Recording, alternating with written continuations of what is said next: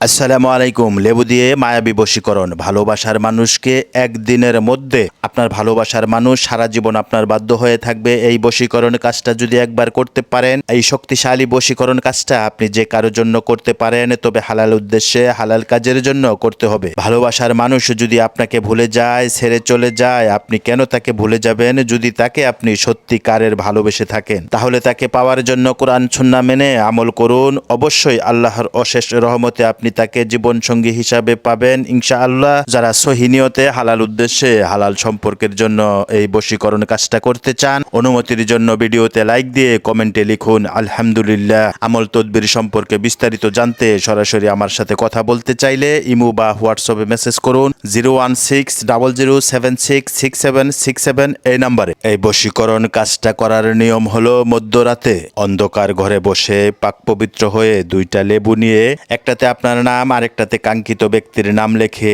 দরুদে ইব্রাহিম 7 বার পাঠ করে সূরা ইখলাস 21 বার পাঠ করে লেবুতে 21টা ফু দিয়ে ওই লেবু মাটির নিচে পুঁতে রাখুন। একদিনের মধ্যে ফলাফল পাবেন ইনশাআল্লাহ।